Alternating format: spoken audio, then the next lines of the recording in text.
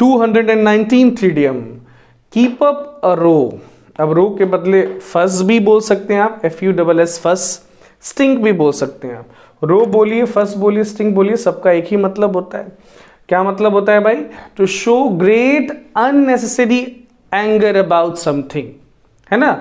तो अननेसेसरी, अनावश्यक हो हल्ला मचाना, अनावश्यक क्रोध करना, ये मीनिंग होता है किसका? किक अप अ रो का, या किक अप अ फस बोलिए, स्टिंग बोलिए, मतलब रो के बदले फस या स्टिंग भी आप बोल सकते हैं। चलिए इसके एग्जाम्पल सेंटेंस को देखते हैं।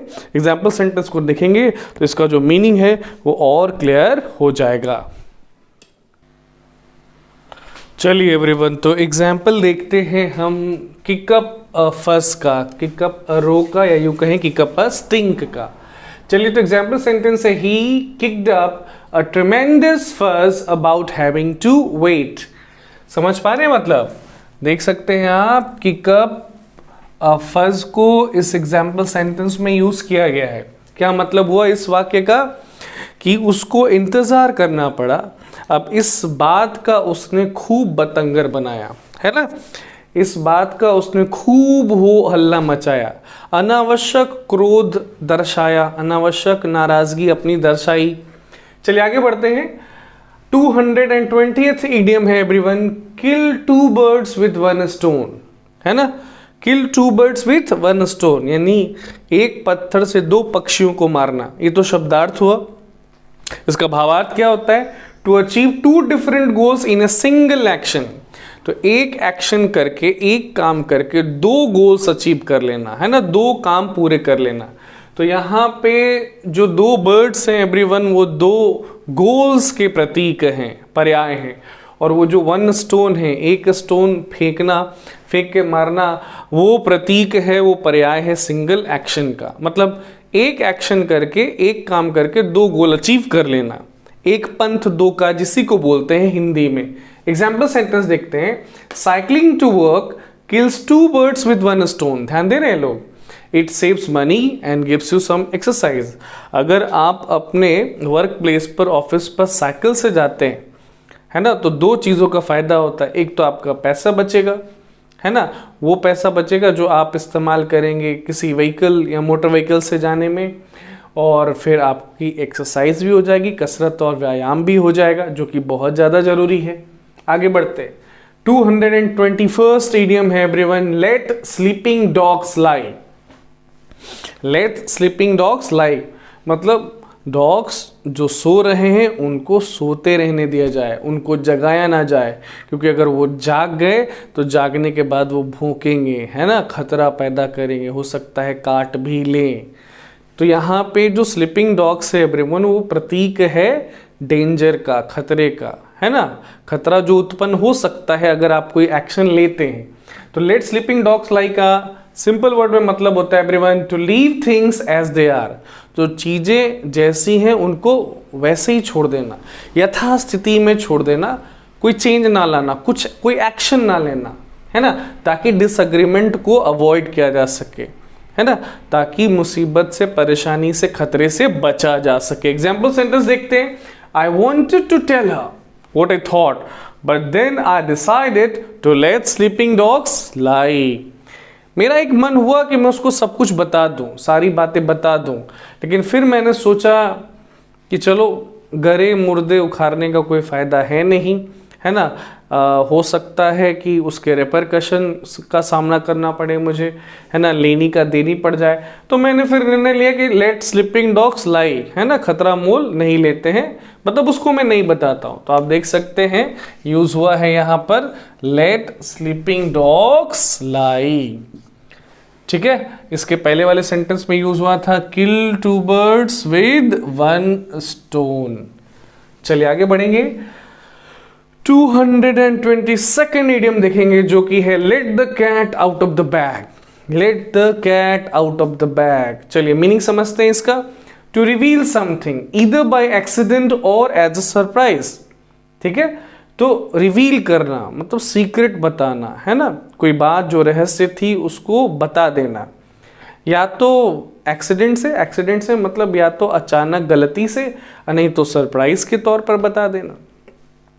देखिए everyone, let the cat out of the bag का शब्दार्थ क्या हुआ? बिल्ली को बैग से बाहर आने देना। तो ये जो बिल्ली है, कैट है, वो प्रतीक है, वो पर्याय है, वो सिंबलाइज कर रहा है सीक्रेट को। और जो बैग है ना, वो कवर है जिसने उस सीक्रेट को, मिस्ट्री को ढक के रखा है। लोग उसके बारे में नहीं जान रहे हैं। आइए पहले एग्जाम्पल देख लेते हैं, फिर उस इडियम के बनने के पीछे की कहानी को भी सुनेंगे। एग्जाम्पल सेंटेंस है, she let the cat out of the bag and told her parents about her plans of getting married. तो अंततः उसने सीक्रेट रिवील किया, अंततः उसने एवरीवन सीक्रेट रिवील किया और अपने पेरेंट्स को बता ही दिया कि वो शादी का प्लान कर चुकी है, वो शादी करने जा रही है किसी से। ठीक है, तो let the cat out of the bag. अब इसके बनने की पीछे की कहानी सुनिए। बात बहुत पुरानी है एवरीवन, मेडिएवल टाइम्स की बात है। ठीक है, उस जमाने में जो लाइव स्टॉक होते थे उनकी खरीद बिक्री होती थी। लाइव स्टॉक जैसे कि पिगलेट हो गए, डक हो गए, उनको बैग में बंद करके सेल पे लगाया जाता था, बिक्री के लिए लगाया जाता था। अब कुछ डिसऑनेस्ट लाइव स्टॉक ब्रोकर्स होते थे, वे क्या करते थे कि डक्स के जगह, पिगलेट्स के जगह कैट को डाल देते थे। तो कैट का, बिल्ली का भी वही साइज है जो पिगलेट का है, जो डक का है ना। लेकिन कैट की वैल्यू उस समय न के बराबर थी। लोग कैट खरीदने उस तरीके से उस बाजार में नहीं जाते थे। लेकिन कुछ डिसऑनेस्ट ब्रोकर ऐसा करते थे कि पिगलेट और डक्स के बदले वो डाल देते थे कैट को। अब जो कस्टमर्स जिनको भरोसा होता था कि उसके अंदर वही चीज़ होगी जो हम खरीदने आए हैं, तो पकड़ नहीं पाते थे कि उसके अंदर क्या है। जब वो घर लौटते थे, जब उनका बैग खुलता था और जब बिल्ली बाहर आती थी, तब सीक्रेट रिवील होता था कि उनको ठग लिया गया है ना, उनके साथ चीटिंग हुई है, उनके साथ धोखा हुआ है। तो बिल्ली का बैग से बाहर आना मेटाफर बन गया एवरीवन, इडियम बन गया, मतलब सीक्रेट का बाहर आना, किसी रहस्य बात का बाहर आना। चलो आगे बढ़ते हैं। 223rd इडियम है, make a clean breast of something, है ना। Make a clean breast of something. तो ब्रेस्ट का मतलब आपको पता है एवरीवन, चेस्ट होता है, छाती होता है, और छाती के नीचे क्या होता है? हार्ट होता है, हृदय होता है, दिल होता है, हमारा मन होता है, और मन में हमारी बात होती है ना। तो सारी बातें हमारे दिल में, मन में होती है। अगर आपने उसको क्लीन कर दिया, साफ कर दिया, मतलब सारी बातें आपने निकाल दिया, किसी को बता दिया। और यहाँ पे बात एक्चुअली कन्फेशन है। So make a clean breast of something मतलब टू कन्फेस कंप्लीटली। आपने पास्ट में कुछ गलत किया है ना। अब तक वो छिपा हुआ था, आपने पूरी बात बताई नहीं थी, अब आप उसको कन्फेस कर रहे हैं, स्वीकार रहे हैं, है ना। पूरा पूरा बता रहे कि हाँ वो गलती है ना, अपराध पाप जो भी है वो मैंने किया था। पूरा पूरा बात बता देना, कुछ भी रिजर्व ना रखना। ठीक है, एग्जाम्पल देखते हैं everyone. Julie finally made a clean breast of it and admitted that she had stolen the money. ध्यान दे रहे एवरीवन। और जूली ने अंततः कन्फेस कर लिया पूरी तरह से, क्या कि उसी ने पैसे चुराए हैं। ठीक है एवरीवन, आगे बढ़ते हैं। अगला इडियम है 224th।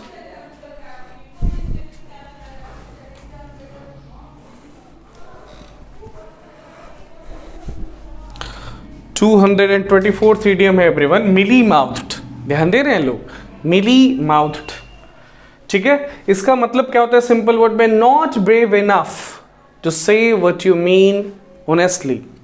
मिली का मतलब, मीनिंग देख के समझ में आ रहा है कि मिली का मतलब होता होगा टिमिड, है ना, कावर्ड, है ना, तो डरपोक, बुज़दिल मुंह वाला। ठीक है, तो मतलब इतना बहादुर ना हो पाना कि आप जो सोचते हैं, जो बात है, वो खुल के बेबाकी से ईमानदारी पूर्वक कह पाएं, है ना। तो जो भी चीज़ें हैं उनको पूरा ना कर पाना, मतलब उतनी शक्ति नहीं होती कि आप, उतनी ताकत ही नहीं होती है, उतनी ऊर्जा ही नहीं होती कि आप उसको बोल पाएं। मिली माउथ होना। एग्जाम्पल देख लेते हैं, एग्जाम्पल से मीनिंग क्लियर हो जाएगा मिली माउथ का। Our local government is full of mealy mouth politician. कहा जा रहा है एवरीवन कि हमारी जो स्थानीय सरकार है उसमें मिली माउथ पॉलिटिशियंस भरे हुए हैं, है ना।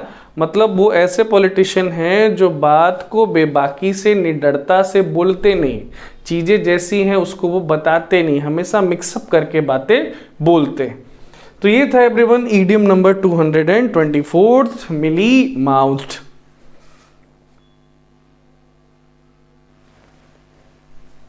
ओके एवरीवन, आते हैं ईडियम नंबर 225 पर, जो कि है not one's cup of T.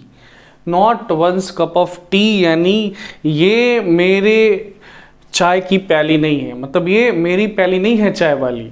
तो यहाँ पे जो एवरीवन कप ऑफ टी है वो प्रतीक है किसी के लाइकिंग का, किसी के फेवर का, किसी के टेस्ट का, किसी के चॉइस का, है ना। तो इसका इस्तेमाल होता है किसी काम के लिए या किसी चीज़ के लिए, है ना। मतलब ये मेरे पसंद की चीज़ नहीं है, मेरे पसंद का काम नहीं है, मतलब मैं इस काम को या इस कार्य को ना पसंद करता हूँ। ठीक है everyone. So not one's cup of tea means not one's liking, flavour etcetera, मतलब नापसंद काम या चीज, not one's cup of tea. Example देखते हैं, the opera is not my cup of tea, है ना। ये जो ओपेरा है ये मेरे पसंद की चीज नहीं है, मतलब मैं ओपेरा को पसंद नहीं करता हूं। अब सुनिए इस इडियम के बनने के पीछे की कहानी। आप सबको पता है कि पानी के बाद, वाटर के बाद टी यानी चाय दुनिया में सबसे ज़्यादा पिए जाने वाला पेय पदार्थ है ना, बीवरेज है। बहुत सारे लोग दुनिया में चाय पीना पसंद करते हैं और चाय के ना वैरायटी भी बहुत सारे हैं, ठीक है। तो सारा वैरायटी हर व्यक्ति को पसंद नहीं होता है, ठीक है। तो वहाँ से आता है ये idiom not my cup of T. अगर आपके पसंद की वो चाय है, ठीक है, तो आप उसको लाइक करेंगे, आप उसको पिएंगे। और बहुत सारे वैरायटी है जिसको आप नापसंद भी करेंगे, तो मतलब वो नापसंद कार्य का या चीज़ का प्रतीक हो गया, ठीक है। तो not one's cup of tea मतलब not one's liking, flavour etcetera. आगे बढ़ते हैं, अगला इडियम देखते हैं। 226 idiom everyone, null and void. Null and void का मतलब होता है सिंपल वर्ड में इनवैलिड, अमान्य, है ना। मतलब ऐसी कोई चीज, ऐसा कोई बात जो मान्य नहीं है, जिसको माना नहीं जाएगा, ठीक है। ओके, एग्जाम्पल देखते हैं। The studio declared the contract null and void when the actor violated its terms. तो जब एक्टर ने, है ना, जब कलाकार ने, जब अभिनेता ने कॉन्ट्रैक्ट के टर्म्स को वायलेट किया, है ना, कॉन्ट्रैक्ट अनुबंध के नियम कानूनों का उल्लंघन किया, तो स्टूडियो ने उसको नल एंड वॉइड करार दे दिया, मतलब इनवैलिड करार दे दिया कि अब हम लोग भी अब इस कॉन्ट्रैक्ट को, अनुबंध को मानेंगे नहीं, ठीक है। तो नल एंड वॉइड एवरीवन यानी इनवैलिड, अमान्य। और not my cup of T का तो मीनिंग आपने सुन ही लिया। आगे बढ़ते हैं। 227th ईडियम है एवरीवन, फ्रेज है एवरीवन, ऑफ एंड ऑन।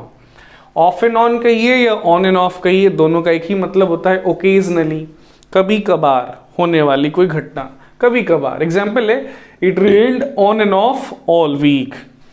क्या मतलब हुआ भैया इस एग्जाम्पल सेंटेंस का कि पूरे सप्ताह यदा कदा बारिश होते रही, है ना, कभी कभी बारिश होते रही। 220th idiom everyone, on the brink of something या on the verge of something भी बोल सकते हैं, है ना। हिंदी में इसी को बोलते हैं के कगार पर, मतलब क्लोज टू डूइंग और एक्सपीरियंस समथिंग। क्लोज यानी करीब होना, निकट होना, किसी काम को करने का या किसी काम के अनुभव को लेने का, किसी काम को करने के करीब होना, निकट होना, मतलब कोई काम होने ही वाला है, ठीक है। ऑन द वर्ज ऑफ या on the brink of. Example देखते हैं everyone, my mom was on the verge of crying when my dad forgot her birthday। तो जब मेरे पिता मेरी माँ का बर्थडे भूल गए, तो ये जानकर मेरी माँ रोने ही वाली थी, रोने के कगार पर पहुंच चुकी थी, रोने के निकट पहुंच चुकी थी, ठीक है, on the verge of. 229th idiom everyone, once and for all. Once and for all, एक बार और हर बार, है ना, पहली दफा और हर दफा, यानी कंप्लीटली एंड फाइनली, हमेशा के लिए, है ना, सदा सदैव के लिए, once and for all. Example देखते हैं, we have to resolve this matter once and for all. हमें इस मैटर को, इस मसले को सुलझाना है, ठीक है, हमें इस मैटर को, मसले को सुलझाना है इस बार के लिए और हर बार के लिए, है ना। अब ये मैटर, अब ये मसला, अब ये प्रॉब्लम, ये मुद्दा हमारे सामने नहीं आना चाहिए दोबारा। आगे बढ़ते हैं। 238th idiom everyone, out of sorts. ठीक है, अभी देखो, अभी ना ये इसको यहां से ऐसे समझो, रन आउट ऑफ सॉर्ट्स। ठीक है, रन आउट ऑफ एक फ्रेजल वर्ब होता है जिसका मतलब होता है to use something so that nothing is left. ठीक है, मतलब किसी चीज को इस्तेमाल करना ऐसे कि कुछ भी बचा ना हो, मतलब उसको पूरा पूरा इस्तेमाल कर जाना, मतलब कुछ भी ना बचना। ये जो सॉर्ट्स है एवरीवन, ये प्रतीक है छोटे छोटे टुकड़े का, प्रिंटर के छोटे छोटे टुकड़े का जो लकड़ी के बने होते हैं। चलिए, इससे पहले कि मैं उसका मीनिंग और एग्जाम्पल बताऊं आपको, पहले उसका कनेक्शन ही जान लेते हैं, उसकी स्टोरी ही जान लेते हैं। देखिए, बात उन दिनों की है एवरीवन जब प्रिंटिंग वर्क है ना, छपाई का जो काम है वो हाथ से होता था। ठीक है, उन दिनों कंप्यूटर्स नहीं आए थे, प्रिंटर्स आजकल के नहीं आए थे। तो उस टाइम जो प्रिंटिंग होता था बहुत ही लेबोरियस वर्क होता था, क्योंकि आपको हाथ से ही सारा प्रिंटिंग वर्क करना पड़ता था। तो हर लेटर का, हर नंबर का छोटा छोटा ब्लॉक होता था वुड का, अब उनको अरेंज करके वर्ड बनाना होता था, सेंटेंस बनते थे, और फिर बहुत सारे पन्नों पर इंक में डुबो डुबो के उनकी छपाई होती थी। तो आप इमेजिन कर सकते हैं कितना मुश्किल होता होगा प्रिंटिंग वर्क उस समय। अब ये शॉर्ट्स समझ रहे ना, वो छोटे छोटे लकड़ी के टुकड़े होते थे, है ना, जिसको कि छपाई में इस्तेमाल करते थे। मतलब एक तरह का वो ढांचा होता था, संरचना, उस पर लेटर, अक्षर लिखे होते थे, नंबर लिखे होते थे। तो अगर आपके पास सारे शॉर्ट्स मौजूद है, सारे लेटर्स, नंबर मौजूद है, तो आपके प्रिंटिंग का काम होगा, आपके छपाई का काम होगा। लेकिन अगर आप रन आउट ऑफ हो गए हैं, मतलब शॉर्ट्स की कमी हो गई है, तो फिर वो प्रिंटिंग का काम बंद हो जाएगा। अब प्रिंटिंग का काम बंद हो जाता था, समझ रहे बात को। और उस ज़माने में कितने पेजेस आपने प्रिंट किया है उस हिसाब से आपको पैसे मिलते थे। अगर शॉर्ट्स की कमी हो गई तो प्रिंटिंग वर्क ज़्यादा हो नहीं पाएगा, आपके पास पैसे आ नहीं पाएंगे, और आप फिर अच्छा तो फील नहीं करेंगे। तो बस आउट ऑफ शॉर्ट्स का मतलब हो जाता है टू बी अनवेल, अस्वस्थ महसूस करना, है ना, तबीयत खराब महसूस होना। एग्जाम्पल है, he was too out of sorts to feel the watchers arrival. वो इतना ज़्यादा आउट ऑफ सॉर्ट्स हो गया था, इतना ज़्यादा वो अनवेल फील कर रहा था, अस्वस्थ महसूस कर रहा था, कि उसने वॉचर्स के अराइवल को महसूस ही नहीं किया। वॉचर मतलब स्पेक्टेटर्स, दर्शक गण के अराइवल को, आगमन को उसने महसूस ही नहीं किया, फील ही नहीं किया। तो आउट ऑफ सॉर्ट्स यानी एवरीवन टू बी अनवेल, अस्वस्थ होना। आगे बढ़ते हैं। 231st इडियम है हमारा, पास द बक। पास द बक, इसका हिंदी मीनिंग देख सकते हैं आप, होता है पल्ला झाड़ना। चलो पहले बक का मतलब समझो। अब ये जो इडियम है एवरीवन, ये जो मुहावरा है, ये आया है कार्ड गेम से। ठीक है, कार्ड गेम से। बात उन दिनों की है जब कार्ड प्लेयर्स एक मार्कर का इस्तेमाल करते थे, जिसको बक बोला जाता है। मार्कर है ना, मार्कर जो चिन्हित करने के लिए चीज होता था। तो जो भी डीलर होता था, जिस व्यक्ति को मूव लेना होता था, जिस व्यक्ति को चाल चलना होता था, तो उसके सामने वो मार्कर, वो बक रखा रहता था। और जब वो डीलिंग कर देता था, जब वो मूव चल जाता था, तो फिर वो बाग को अगले प्लेयर तक पास कर देता था। तो जहां जहां वो मार्कर जा रहा है, जहां जहां वो बक जा रहा है, इसका मतलब उस प्लेयर की बारी है मूव लेने की, चाल चलने की। ठीक है, तो मार्कर, वो इंडिकेटर, वो बक जो था, वो प्रतीक था इस बात का कि भाई रिस्पॉन्सिबिलिटी आपकी है कि आप मूव लो, आप चाल चलो, आप डील करो। तो बस क्या था, वो जो पासिंग था बक का, वो सिनोनिमस हो गया, वो पर्याय बन गया, वो प्रतीक बन गया रिस्पॉन्सिबिलिटी के शिफ्ट होने का। चलिए देखिए, वैसा ही कुछ मीनिंग है। पास द बक मतलब to shift blame from one side to another person. Blame यानी दोष को, इल्जाम को खुद से दूसरे व्यक्ति तक शिफ्ट कर देना, ट्रांसफर कर देना, मतलब वही पल्ला झाड़ देना, है ना। बात मुझ पे आई तो मैंने कह दिया साहब, नहीं नहीं नहीं, मैंने ये नहीं किया है, मुझे मत दोष दो, मुझे मत जिम्मेदार ठहराओ। एग्जाम्पल देखते हैं everyone. A teacher in Indian government school often pass the buck to students when the result is too poor. पता होगा आपको कि सरकारी स्कूल में जब छात्र गणों का परफॉर्मेंस पुअर होता है और टीचर से जब पूछा जाता है कि भाई परफॉर्मेंस स्टूडेंट्स का क्यों खराब हुआ, तो वो क्या करते हैं, वो साफ साफ पल्ला झाड़ देते हैं और स्टूडेंट है ना, स्टूडेंट को ही उसके लिए कसूरवार जिम्मेदार ठहरा देते हैं कि बच्चे आते ही नहीं थे स्कूल में, पढ़ते ही नहीं थे, बड़े इल्मेनेड बच्चे होते, इस तरह से वो पल्ला झाड़ बैठते हैं रिस्पॉन्सिबिलिटी से। आगे बढ़ते हैं एवरीवन। अगला इडियम है 232 पिन मनी। पिन मनी को आप कह सकते हैं pocket money, small amount of money, है ना, पैसे की थोड़ी सी मात्रा, जेब खर्च। अब इससे पहले कि हम एग्जाम्पल देखें, आइए स्टोरी जान लेते हैं पिन मीनिंग के बनने के पीछे का। ठीक है, पिन मनी, मनी तो पैसा होता है, आप सब समझ रहे हैं। पिन एक छोटा सा ऑब्जेक्ट होता है जिसके बहुत सारे इस्तेमाल होते हैं, पिन। तो पिन, बात उन दिनों की है जब पिन कॉस्टली होता था एवरीवन, एक्सपेंसिव होता था, है ना। अब उसको खरीदने के लिए भी जो फार्म वुमेन होती थी उनको बहुत पैसे बचाने पड़ते थे। जब वो पैसे बचा लेती थी तब जाकर के पिन खरीद पाती थी भी। फिर ग्रेजुअली पिन के जब दाम खत्म हुए तो पैसे तो तब भी बचाने थे उन महिलाओं को, तो छोटी छोटी चीज़ों के लिए, है ना, जो पैसे बचाती थी उसमें पिन भी इंक्लूडेड था। तो वो छोटी छोटी चीज़ों के लिए वो जो पैसे वो बचाने लगी तो उसी को पिन मनी कहा जाने लगा, स्मॉल अमाउंट ऑफ मनी।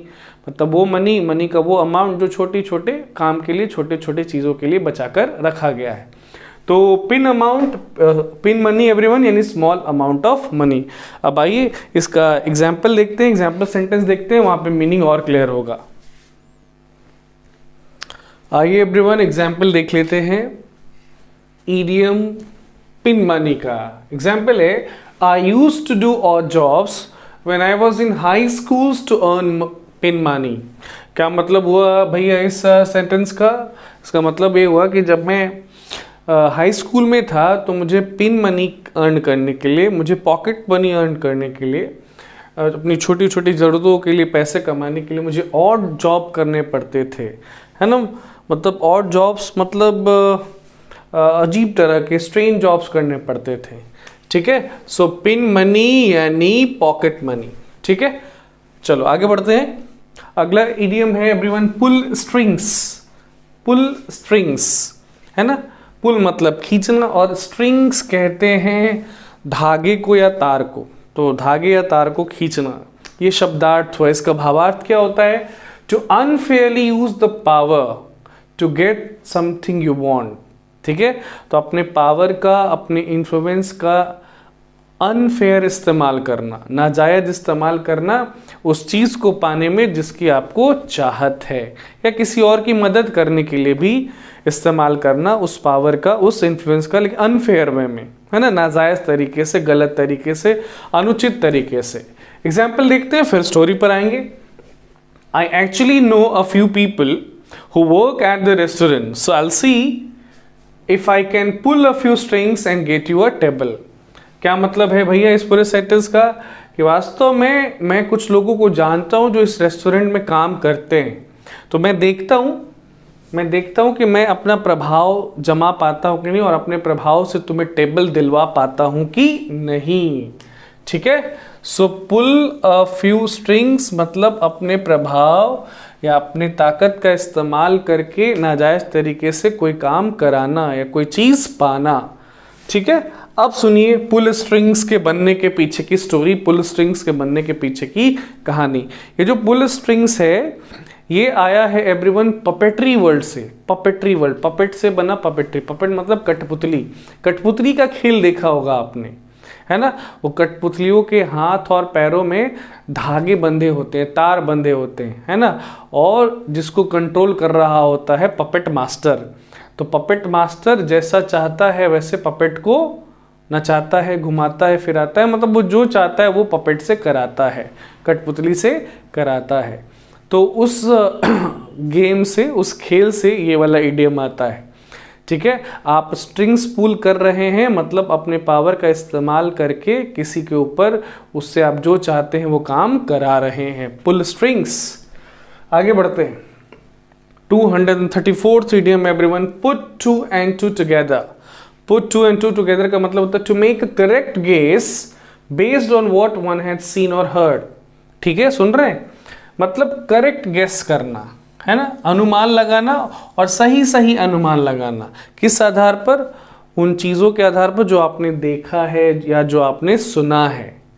सही अनुमान लगाना, put two and two together. Example देखते हैं, you were not home so I put two and two together and went back to your office to find you. आप घर पे थे नहीं, ठीक है, तो मैंने अनुमान लगाया कि आप घर पे नहीं हो तो कहाँ हो सकते हो, आप ऑफिस में होंगे, इसलिए मैं ऑफिस चला आया आपसे मिलने। तो करी से करी जोड़ना, put two and two together मतलब करी से करी जोड़कर सही अनुमान लगाना। आगे बढ़ते हैं। 235th इडियम है एवरीवन, रैट रेस, है ना, इसका शब्दार्थ हो जाएगा चूहा दौड़। आप इसको हिंदी में कह सकते हैं गला काट प्रतियोगिता, मतलब फियर्स कंपटीशन टू मेंटेन और improve ones position in the work place और सोशल लाइफ, है ना। तो अपने वर्क प्लेस पे, अपने ऑफिस में या सामाजिक जीवन में अपने पोजीशन को मेंटेन करने के लिए या अपने पोजीशन को इम्प्रूव करने के लिए वो जो कंपटीशन होते रहता है, वो जो प्रतियोगिता होती रहती है, वही मीनिंग है किसका? रैट रेस का, चूहा दौड़ का। ठीक है, चलिए एग्जाम्पल देखते हैं, फिर कहानी पे आएंगे। The man has been in a rat race all his life, no wonder he is enjoying his retired life to the fullest. क्या मतलब हुआ भैया सेंटेंस का? कि वो जो आदमी है, वो जो व्यक्ति है, वो अपना पूरा जीवन रैट रेस में लगा रहा, फियर्स कंपटीशन में लगा रहा, आगे बढ़ने का, तरक्की करने का, है ना। अब वो रिटायर हो चुका है, तो अब वो उस रैट रेस से बाहर हो चुका है और वो अपने लाइफ को फुलेस्ट जी रहा है। ठीक है, चलिए तो रैट रेस, इसके बनने के पीछे की कहानी क्या है? ये जो रैट रेस है एवरीवन, ये आता है रैट केज से, है ना, चूहे के पिंजरे से। चूहा का ऐसा पिंजरा जहाँ पे चूहों को ना एक सर्कुलर पाथ दिया जाता है दौड़ने को, और वो दौड़ते भी हैं उस पे, है ना, दौड़ते जरूर हैं लेकिन कहीं पहुँचते नहीं, क्योंकि वो तो सर्कुलर पाथ है, जहाँ से चालू करते वहीं पे वो आ जाते हैं। और एक साथ सारे चूहे दौड़ रहे हैं, एक साथ सारे चूहे दौड़ रहे हैं और दौड़ रहे हैं। अब कहीं पहुंच तो नहीं रहे, कहीं जा तो नहीं रहे, लेकिन उस क्रम में थक बहुत जा रहे हैं और काफ़ी स्ट्रगल कर रहे हैं। तो जो उस केज में, पिंजरे में चूहों के साथ होता है, वही इंसानों के साथ भी होता है ना। बहुत बार लाइफ में, है ना, अपने क्या प्रोफेशनल लाइफ में, यस, अपने प्रोफेशनल लाइफ में वो ऐसे कंपटीशन में शामिल हो जाते हैं जहां दिन रात वो मेहनत कर रहे होते हैं, लेकिन हासिल उनको कुछ होता नहीं है। वो जहां होते हैं पहले से वहीं आते हैं, उनका जीवन भी बर्बाद हो जाता है और लाइफ को एंजॉय भी नहीं कर पाते हैं। तो रैट रेस एवरीवन। आगे बढ़ते हैं। 236th इडियम है rule the roost. Rule the roost मतलब रूस्ट पर शासन करना। ये एक्चुअली एवरीवन ये रोस्ट से आया है, ROST, रोस्ट, रोस्ट से बन गया है रूस्ट। ठीक है, रोस्ट मतलब होता है भुना हुआ मीट, भुना हुआ मीट, ठीक है, मांस। तो क्या होता था कि डिनर टेबल पर, डिनर टेबल या फिर वो जो मील टेबल होता है, उस पर अगर जब परोसा जाता है, सर्व किया जाता है फूड, तो जो मास्टर होता था, घर का मालिक होता था, जो ओनर होता था, वही रोस्ट को, मीट को कार्व करता था, काटता था और बाकी लोगों में बांटता था। तो बस इसी प्रैक्टिस से, इसी प्रथा से ये वाला इडियम बन गया रूल द रोस्ट। वो रोस्ट पर उसका कब्जा है, रोस्ट पर उसका अधिकार है। तो रूल द रोस्ट का मतलब हो गया to be the person in charge, है ना, मतलब रियल बॉस होना, वो व्यक्ति होना जो ओनर है, जो मास्टर है, जो मालिक है, जो इंचार्ज है। ठीक है, एग्जाम्पल देखते हैं। You just need to accept that your daughter is going to rule the roost.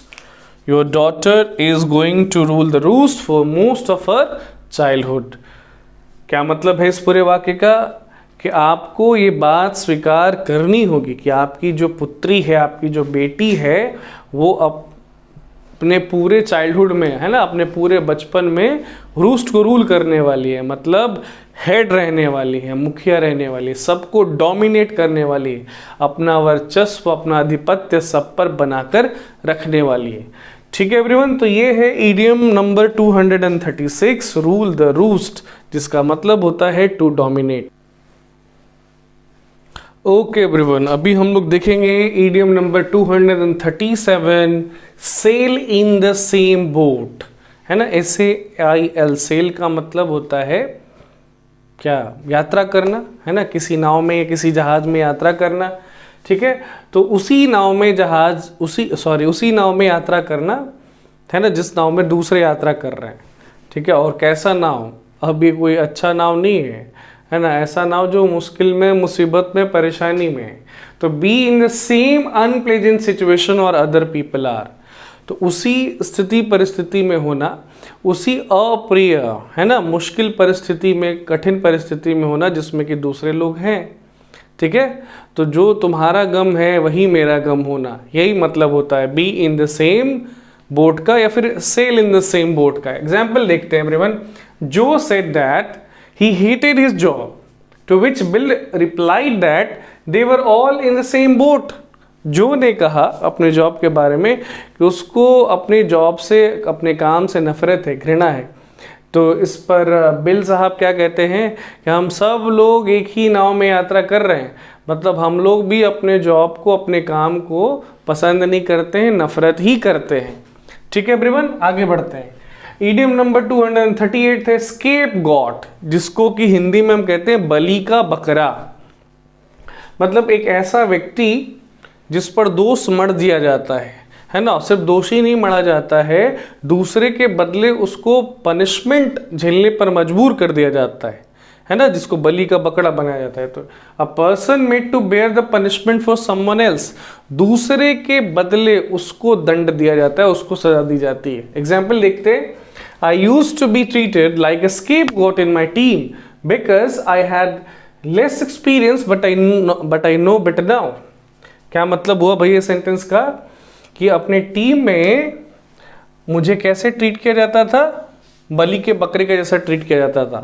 मतलब कोई भी गलती होती थी, है ना, तो उसका ठीकरा मेरे सर पर फोड़ा जाता था, है ना। गलती की सजा, पनिशमेंट, दंड मैं भोगता था, ठीक है, क्योंकि उस वक्त मेरे पास एक्सपीरियंस नहीं था, अनुभव नहीं था। लेकिन अब मैं बेहतर समझता हूँ चीज़ों को, अब मैं स्केप गॉट नहीं बनता हूँ, अब मैं बलि का बकरा नहीं बनता हूँ, ठीक है एवरीवन। 239 ईडियम में सॉफ्ट ऑप्शन, है ना, द इजीएस्ट ऑफ टू और मोर पॉसिबल चॉइसेस, ठीक है। इजीएस्ट यानी सबसे सरल, सबसे आसान, है ना। नरम क्या, ऑप्शन, विकल्प, चॉइस, मतलब दो या दो से अधिक चॉइसेस है, उसमें सबसे आसान जो है चुनने में, है ना, उसमें जो सबसे सरल है करने में, वो soft option. The soft option is simply to say nothing for the moment. भाई इस पल तो सबसे आसान काम, आसान कार्य, आसान सरल ऑप्शन यही है कि अभी कुछ ना कहा जाए, ठीक है। आगे बढ़ते हैं। 248 ईडियम एवरीवन, सो वाइल्ड ओट्स।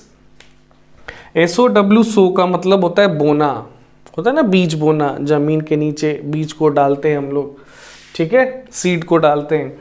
वाइल्ड मतलब जंगली, और ओट एक तरह का पौधा है, तो जंगली ओट बोना, जंगली ओट बोना।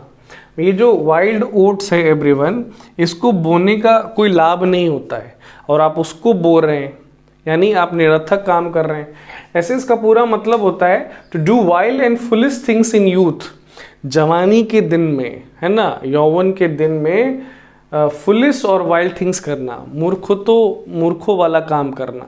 जवानी के जोश में, होश में, है ना, जोशो खरोश में बहुत लोग गलतियां करते हैं, तो वही सारी गलतियां करना जो जवानी के दिनों में व्यक्ति, आदमी, इंसान करता है। तो Jack was out sowing his wild oats last night and he is in jail this morning. अब देख लीजिए, जैक नाम का व्यक्ति है, उससे वो गलतियां हो गई जो जवानी के दिनों में होता है नॉर्मली, और कल रात उसने वो सारी गलतियां की, है ना, अपराध किया, क्राइम किया, और आज सुबह वो जेल में है, ठीक है एवरीवन। तो सो वाइल्ड ओट्स मतलब जवानी के दिनों की गलतियां करना। 241 ईडियम है एवरीवन, स्पिन वंस व्हील्स, अपने चक्के को स्पिन करना, घुमाना, ठीक है। तो इसका भावार्थ होता है टू वेस्ट टाइम, समय बर्बाद करना। कैसे, क्या कनेक्शन है भाई शब्दार्थ भावार्थ का, समझिए स्टोरी। देखिए, आप किसी व्हीकल पर है, किसी गाड़ी पर है जिसमें व्हील्स है, जिसमें चक्के है, और आपकी गाड़ी ना सैंड में धंस गई है ना, सैंड में या किसी मार्शी एरिया में धंस गई, किसी दलदल वाले इलाके में या किसी रेतीले इलाके में फंस गए। आप अपना चक्का घुमा रहे हैं लेकिन आपकी गाड़ी आगे बढ़ नहीं रही है, तो आपके सारे एफर्ट्स बेकार हो रहे हैं, समय बर्बाद हो रहा है। तो स्पिन वंस व्हील्स यानी टू वेस्ट टाइम, समय बर्बाद करना। Example, if we are just spinning our wheels let us know and we will quit. क्या मतलब है सेंटेंस का? अगर हम समय बर्बाद कर रहे हैं क्योंकि कुछ हो नहीं रहा है तो हमें खबर किया जाए, हम लोग यहाँ से चले जाएंगे। ठीक है एवरीवन, तो स्पिन वंस व्हील्स यानी समय बर्बाद करना। आगे बढ़ते हैं। 242nd इडियम है square peg in round hole. गोल छेद में स्क्वायर पेग होना, स्क्वायर खूंटी होना। ठीक है, छेद गोल है, आप खूंटी को, पेग को होल में ही लगाते हैं, छेद में ही लगाते हैं दीवार में। लेकिन अगर पेग स्क्वायर है, स्क्वायर शेप का है, तो वो राउंड होल में तो जाएगा नहीं। मतलब स्क्वायर पेग कहते हैं एवरीवन एक ऐसे व्यक्ति को जो किसी पोजीशन या एक्टिविटी के लिए अनसूटेड है ना, जो अनफिट है, जो मिसफिट है, जो योग्य नहीं है उस पोजीशन के, उस एक्टिविटी के, लेकिन उस पोजीशन पर वो बना हुआ है। एग्जाम्पल देखते हैं। There are many square pegs in round hole in Indian politics. भारतीय राजनीति में बहुत सारे ऐसे नेता हैं जिनको वो पद दे दिया गया है जिसके वो काबिल नहीं है ना, जहाँ पर वो मिसफिट है, आता जाता उनको कुछ है नहीं, लेकिन वो पद, वो पोस्ट, वो पोजीशन है ना, वो पोर्टफोलियो उनको मिला हुआ है। तो square peg in round whole यानी मिसफिट, खास तौर पर एक व्यक्ति जो लायक नहीं है उस पोजीशन, उस एक्टिविटी के लिए, लेकिन उसको पोजीशन, वो एक्टिविटी मिला हुआ है परफॉर्म करने को। Idiom number 242 everyone, square peg in round whole.